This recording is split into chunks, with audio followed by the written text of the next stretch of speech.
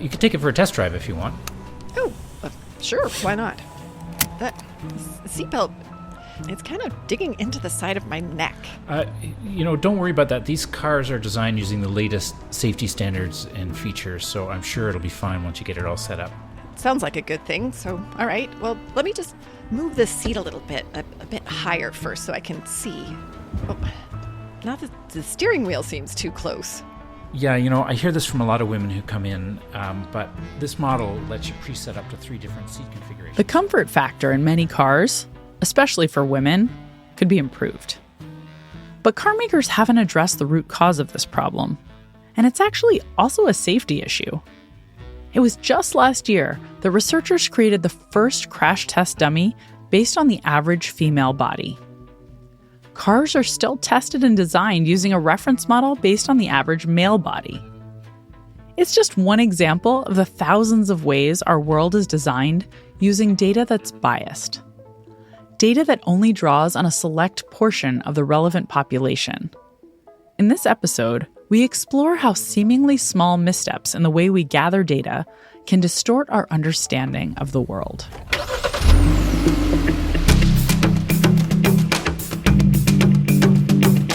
I'm Dr. Katie Milkman, and this is Choiceology, an original podcast from Charles Schwab. It's a show about the psychology and economics behind our decisions. We bring you true stories illuminating predictable quirks of human behavior that can help or hinder you. And then we examine how these stories relate to the latest research in behavioral science. We do it all to help you make better judgments and avoid costly mistakes.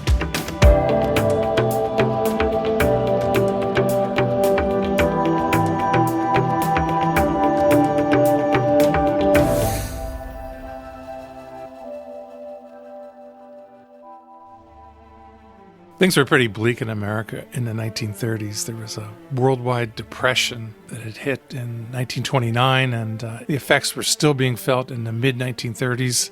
This is W. Joseph Campbell. I'm Professor W. Joseph Campbell of the School of Communication at American University in Washington, D.C. The worst of the Great Depression had maybe eased, but there were still maybe 7 million Americans out of work, and it was also internationally a pretty troubled time as well. Americans were looking for strong leadership during these turbulent years. Franklin D. Roosevelt had been elected president fairly easily in 1932 and was swept into the White House largely because of the effects of the Great Depression. By 1936, Roosevelt had initiated a number of policies that were collectively called the New Deal to rescue Americans from the worst effects of the Great Depression and to put many of them to work in various public works type projects. This was a controversial approach back in the 1930s. Many voters were concerned about the cost of these social programs. And that helped to give some hope to the Republicans who had been battered badly. And their nominee in 1936 was Alf Landon, the governor of Kansas. He was a very even-keeled kind of guy, soft-spoken. He had been a successful governor. He was a pleasant enough person, but he wasn't a dynamic person. He just didn't have the outgoing personality that Roosevelt had projected. Roosevelt just loved the campaign trail and loved meeting people. He was gregarious and outgoing and just loved being on the hustings. These two candidates were squaring up for the 1936 election. In the 1930s, newspapers and magazines were key sources of information about national politics. And these publications were starting to experiment with a new way of reporting on public opinion. The best known was the poll conducted by the Literary Digest magazine. It had begun in 1924 to conduct nationwide election polls for president. And this was a device that the Literary Digest used to help drum up subscription. It sent millions of postcard ballots to people all across the country. And attached to this postcard ballot was an opportunity for the recipient to subscribe to the Literary Digest. The Literary Digest had achieved a very impressive track record in recent presidential elections. It had pegged the election of 1924, when Calvin Coolidge won the presidency, correctly. It had pegged the election of 1928, when Herbert Hoover won the election, correctly. It had pegged the 1932 election, in which Franklin Roosevelt won, correctly. A lot of people were inclined to compliment the Literary Digest for its uncanny accuracy. 1936 was shaping up to be a tight race. And just as they always did, Literary Digest conducted an election poll. The magazine sent out 10 million surveys in a bid to predict whether Alf Landon or Franklin Roosevelt would win the presidential election. And this time, the Literary Digest return response rate was about 24%. For these days, that would be a terrific response rate for a public opinion poll. But by 1936, Literary Digest was not the only publication conducting polls. George Gallup began his work in 1935. In 1936 was ready to begin to sample the American public on the presidential election to see who was likely to win that race. Gallup was joined in 1936 by a couple of other pollsters. But the public looked at these new pollsters with some skepticism. Their polls were not regarded necessarily with the same kind of weight or the same sort of interest even as the Literary Digest poll. They just didn't have that track record. There was just all kinds of data being flown around and shared, and it was really hard for people to figure out, okay, which one should we focus on? Which one should we believe?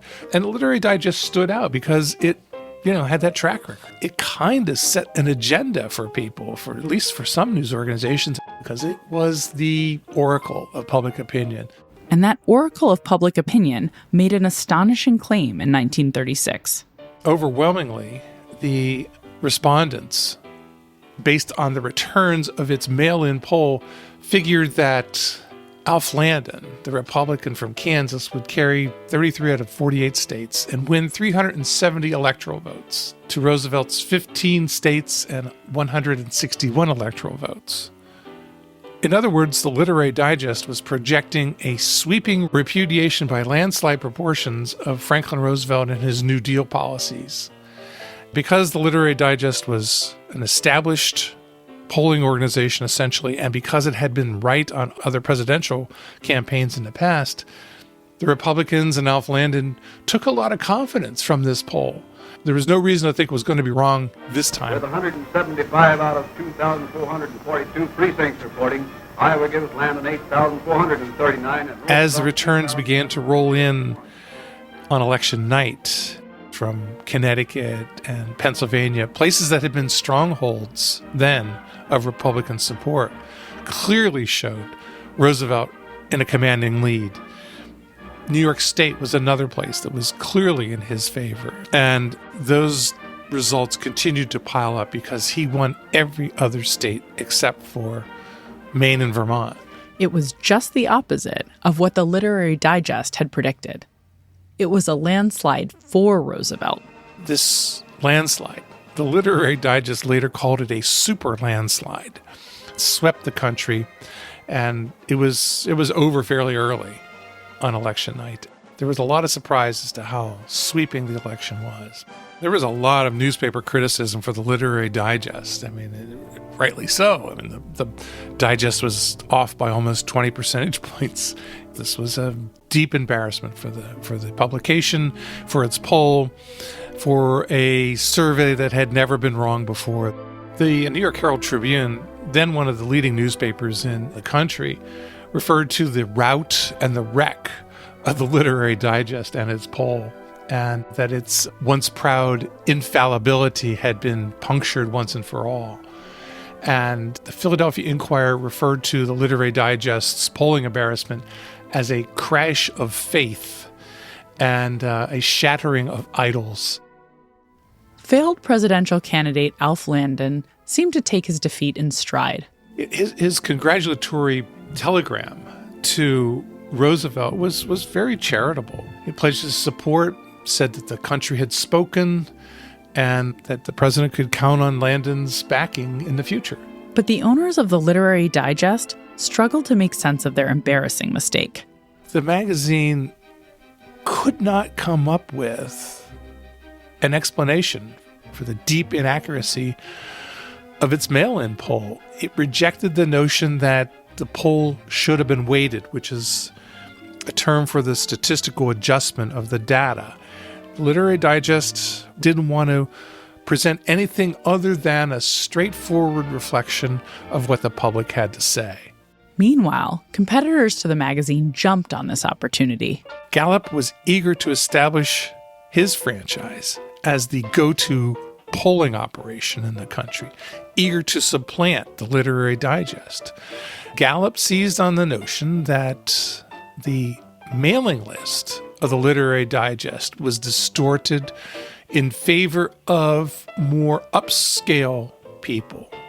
The Digest mailing list was drawn from automobile registrations, from telephone directories, and other sources. So Gallup surmised that automobile registrations and telephones were more upscale, more affluent, therefore more likely to vote for Landon than Roosevelt in the 1936 election. Gallup hammered this explanation throughout his career. They are methodologically inaccurate and therefore should not be relied upon. But there may have been a different reason for the Literary Digest's mistake.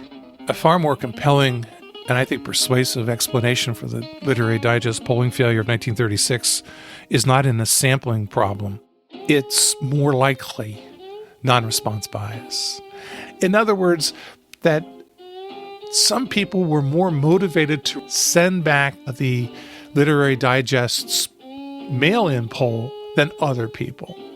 The problem with the Literary Digest's poll is that they did not know who was actually filling it out and who was returning it. In other words, opponents of Franklin Roosevelt were more likely to send in these postcard ballots to the Literary Digest, who compiled them, tabulated them, and came up with this very, very distorted estimate of how the 1936 election would go. The Literary Digest never recovered from their polling error. Collecting information from a distorted subset of the population and projecting the wrong winner of the 1936 presidential election quite reasonably destroyed readers' confidence. Literary Digest never polled again because it essentially went out of business. By 1938, it had ceased publication. These polling numbers project a sense of certainty that is terribly appealing to people. Numbers, the data generated by polls, seems to be unambiguous and certain, and that helps to explain some of the enduring appeal of polling. Dr. W. Joseph Campbell is a professor of communications at American University and the author of Lost in a Gallup: Polling Failure in U.S. Presidential Elections. You can learn more about his work in the show notes and at schwab.com/podcast.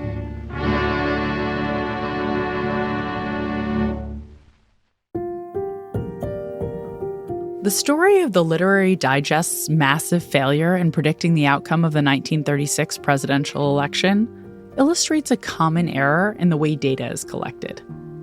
W. Joseph Campbell referred to two features of the Literary Digest poll, which probably both played a role in its demise. First, respondents weren't selected at random. They were invited if they had registered an automobile or appeared in a telephone directory, which Gallup plausibly claimed skewed the sample towards more affluent voters. Second, Literary Digest made no attempt to track who chose to mail back their surveys or ensure the population was representative. It's likely that voters who were most frustrated with Roosevelt's policies and had more of an axe to grind were overeager to respond and express their dismay. Both of these issues, inviting a non-representative sample to participate in the poll and collecting responses only from the skewed subset of unhappy voters, likely doomed the poll to failure. Those problems are both examples of something called selection bias. Selection bias can be a fatal error in election polling, but also in any other context where decisions are based on data, like medical research, car safety testing, and policy analysis. Those of us who work with data professionally are always on the lookout for this bias because it can be difficult to spot until after the fact. We've talked before on this show about how hard it can be to disentangle correlation from causation. Selection bias is one of the sneakiest problems that can bite us when we try to interpret a relationship between two things as if they're cause and effect. Selection bias can sneak up on you anytime you try to draw conclusions from data if you aren't on the lookout for it. My guest today is an economist who is best known for her data-driven advice on pregnancy and parenting, and for her ability to sniff out selection bias and draw valid conclusions from whatever the latest research study happens to claim about how you can raise a healthy, happy child. She's penned multiple bestsellers on evidence-based parenting and was named one of the 100 most influential people of the year last year by Time magazine as a result of her work. Emily Oster is the J.J.E. Goldman Sachs University Professor of Economics at Brown University. Hi, Emily. Thank you so much for taking the time to talk to me today. Thank you so much for having me. I want to start really basic and just ask you if you could define what selection bias means. So a lot of times when we look at data, we're interested in some characteristic of the data. So let's say you were interested in how tall people were in the population. So you wanted to look at what's the average height in the population. So if you took a bunch of random people, just picked randomly out of the population, you measured them, that would be a good way to measure the average height. But now think about what if you selected a particular group. Let's say you only selected men and you only measured the height of men. Well, then your heights would be too big for the average because men are on average bigger than women. That's a form of what we call selection bias, that our estimate of the height is biased. In this case, it's too high because we've selected a group that is not representative of the whole population. In this example, we selected men, even though we want to speak to the whole population. So that's a sort of simple definition of selection bias. Awesome. Okay, I want to do something that I don't normally do on the show that I know you're going to be really good at, which is I want to try playing a game.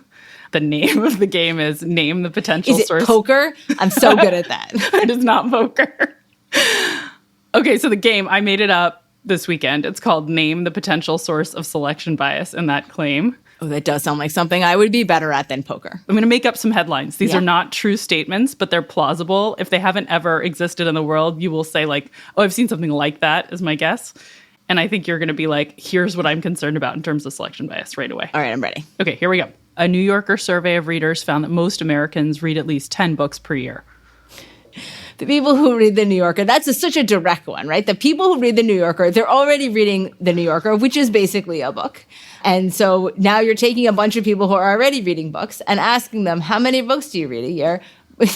They're already people who read. And so that's going to be a group that's selected to read much more than the average person in the U.S. All right.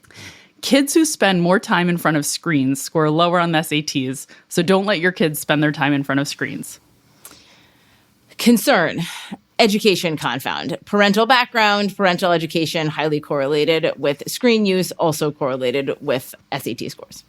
Okay, great. So basically, the kids who are being allowed to watch screens less have parents who are better educated. Exactly. And that's actually causing it. Okay, awesome. Intermittent fasting is great for your health, so you should try it. The kinds of people who choose to do intermittent fasting are also doing all kinds of other things that are good for their health, like exercising and eating well when they're eating. And also they're more educated, and so they have more resources and more access to medical technology and all kinds of other things. So that is responsible for the health, not the intermittent fasting. All right, this one is going to feel close to home if those didn't already. Moms who breastfeed have dramatically smarter kids, so you should never feed your baby formula.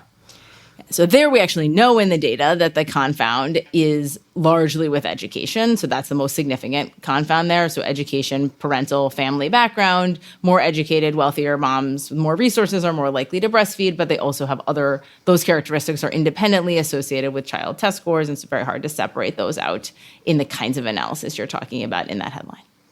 All right, this is my last one. Everyone who eats Quaker Oats loves them, so you surely will too. That's amazing because there's actually a lot of ads that are like this. So let's say everyone tried Quaker Oats and half the people liked Quaker Oats and half the people didn't. Well, the people who didn't like Quaker Oats, they would just not eat them anymore. And the people who did like them would keep eating them. And so then you come back later and you ask the people, do you like the Quaker Oats? The people who are eating them, it's all the people who like them in the first place. So there's like such a direct selection there. It seemed like a good one to end with for that reason. I like it. Okay, thank you for playing my silly game. Hopefully that gives people more of an intuition for the way you think that busts these selection biases. That was really fun. Okay, so I want to get into some research. Actually, a lot of the research papers you've written are about rooting out sources of selection bias in data to find answers to practically important questions. And I was wondering if you have a favorite paper you could tell us about in this vein. Yeah, sure. So my favorite paper that I've written in this vein is about the dynamics of this process. And so it's a paper where the leading example is vitamin E. Vitamins are a sort of example of a kind of thing where there's a lot of selection and whether people take them. And then if you link them with health, you're concerned that the kinds of people who take vitamins are different from those who don't. What I was interested in is how that relationship evolves as we tell people different things about the value of these vitamins. So in vitamin E is an example where in the mid-1990s, people got told that vitamin E was really good for heart health and preventing cancer. There was this whole vitamin E is this magical thing you should be taking a lot of. And when you look in the data, you can see that when people get told vitamin E is good, more people start taking vitamin E. But it's not just random people. It is precisely the people who are also doing all kinds of other stuff for their health. So it's the people who exercise more, the people who don't smoke, people who eat vegetables, people with more education. There's like a whole range of things which are predictive of adopting vitamin E when we tell you that it's good for you.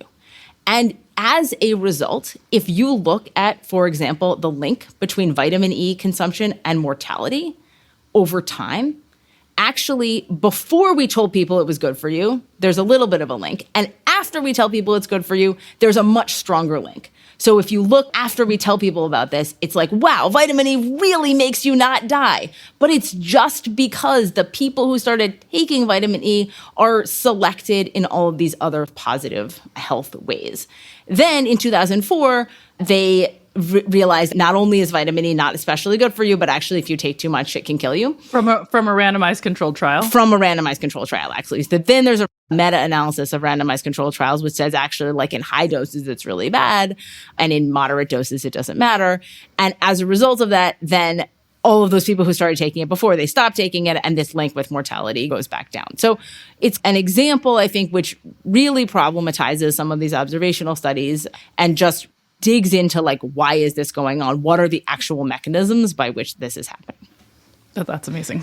When do you feel like our tendency to be naive about selection bias issues is most problematic for people in their daily lives? So I think this can become quite problematic when it causes people to make choices that are otherwise very difficult for them or otherwise make them upset. So something like breastfeeding, right, which I write a lot about, where I think we spend a lot of time telling people about benefits of breastfeeding that are not supported in the data. Not that there's no small benefits of breastfeeding, but many of the things we say, like breastfeeding will make your kid smarter or thinner or healthier later, those are just not supported in the best data. Because breastfeeding is hard for a lot of people and because it doesn't work for a lot of people and because it can be a source of tremendous shame, I think that's where we really should try to move away from telling people things which are not supported by data when they are then going to feel bad about them and it's going to impact negatively other aspects of their life. Right. So I can't go back to work or I spend 6 hours a day pumping because I believe that I'm doing something horrible for my child and destroying their future by not breastfeeding. That's costly. Or I sink into postpartum depression. Actually, one of the things I heard a lot from people, actually from people's spouses, was my partner is really depressed about this. Like, it's not working and she's killing herself to do this. And she's really sad. And I just think if she could let up the pressure with some better evidence, she would feel better. And I think that's a real cost to people. Yeah. What do you think our listeners should do differently in their lives, in their personal lives, and their decisions about their finances now that they know a little bit more about selection bias? The most important thing is don't lurch. So when you see these new studies about whatever, finances, health, any of this space, there is such a strong temptation to say, okay, here's the new finding, and I'm going to change my behavior based on that and do something different. And it is occasionally true. that some new finding is actually very believable and very reliable, and it's something that you should change your behavior about. But most findings are not that good. Or if they are better interpreted in light of all of what we know before. So there's a huge literature in most of these spaces that already exists. Don't change what you're doing based on one headline or one study. Try to think about everything together.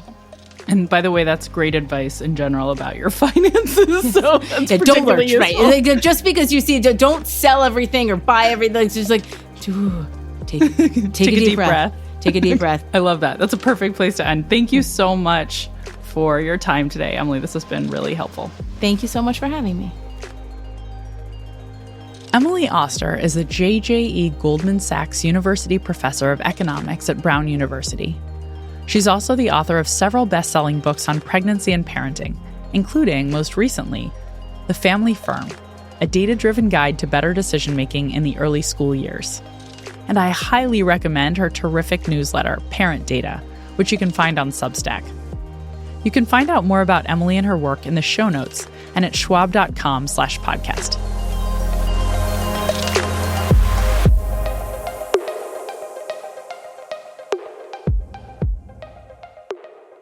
Could selection bias be impacting your investment strategy? Our sister podcast, Financial Decoder, takes an in-depth look at important financial decisions and how to guard against the cognitive and emotional biases that might affect them. Check it out at schwab.com/financial decoder or wherever you get your podcasts. Selection bias is a topic that I spend a lot of time discussing with my Wharton students, because whenever we collect or analyze data to reach a conclusion at home or at work, we're often quick to feel we now know the truth. Say you send out a survey to a group of friends to get their feedback on the name for your new business, and when there's a clear favorite, you're certain that name is the right choice. But maybe you don't consider that your friends aren't in any way representative of the customer base you're hoping to serve, who are, on average, 20 years older and unlikely to get the millennial pun in the name you picked. The over-reliance on white male patients for medical studies for decades meant that medical advances improved patient outcomes disproportionately for this group. And polling a biased sample of people means failing to forecast who will win an election. So, knowing that, how can you avoid being tricked by selection bias? The key is to first ask, am I sure my data is representative? Have I collected information from the right people? Next, if you're looking at a relationship between two variables and you're tempted to say one thing caused the other, you should always ask yourself, could it possibly be selection bias? Once you start thinking this way, you'll notice that selection bias is rampant in the information presented to you. You'll get a lot more skeptical. But I'll also wager that you'll be able to make much better decisions.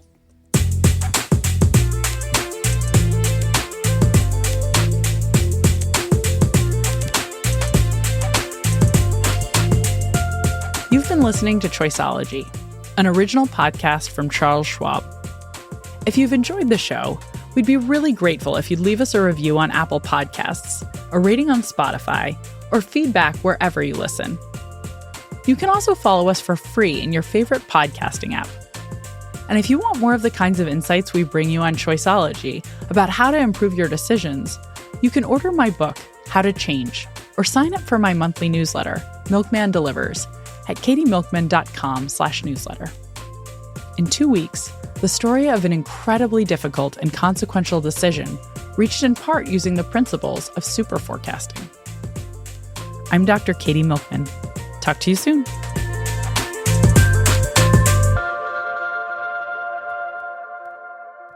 For important disclosures, see the show notes or visit schwab.com/podcast.